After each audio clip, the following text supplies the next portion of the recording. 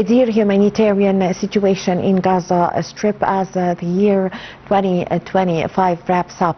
To shed more light on this, we have the pleasure to have with us over the phone our dear guest, Dr.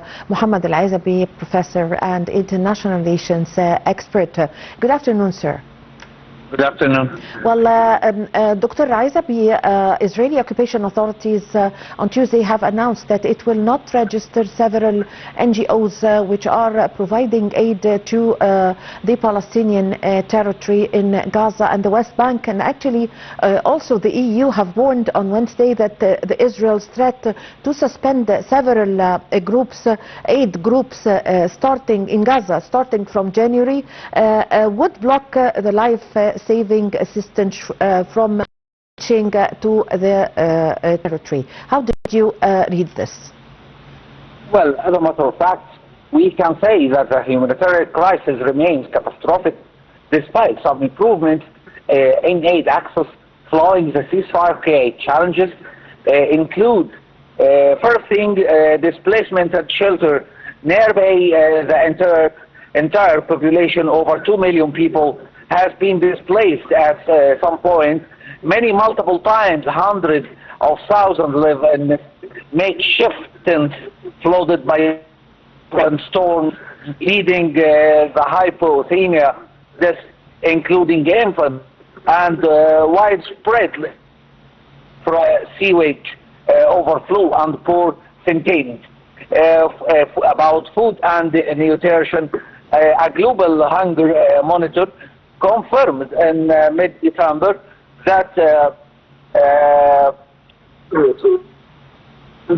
have ended due to increased humanitarian and commercial deliveries, but acute food insecurity persists. The protein of population, malnutrition rates among children remain alarmingly high. Health and security and health and service, only about half of health facilities are partially functional.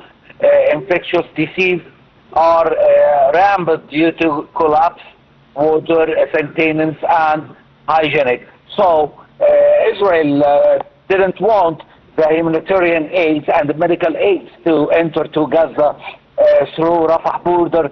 They insisted to go across Karma Abu Saleh border to make it difficult to reach to Gazan people, to force them to immigrate from Gaza to any other country. Yes. Dr. Ezzaby, also today Egypt have started sending the 106th convoy of Zad al-Izza from Egypt to Gaza through the Karm Salem border crossing that is loaded with all the needed humanitarian aid for the Palestinians and winter clothes in this bad weather and the storm they are suffering and heavy rain they are suffering from, intense food, medicine, all the needs. How did you follow this also? Well, we can say that Egypt has played a pivotal mediating role alongside Qatar and the U.S. hosting talks and pushing for phase 2 implementation. Cairo accused Israel, particularly Netanyahu, of delaying progress to avoid withdrawal and disarmament obligations. So Egypt make a great effort to facilitate what happened to Gaza, Gazan people, and facilitate by diplomatic push, by reconstruction plan.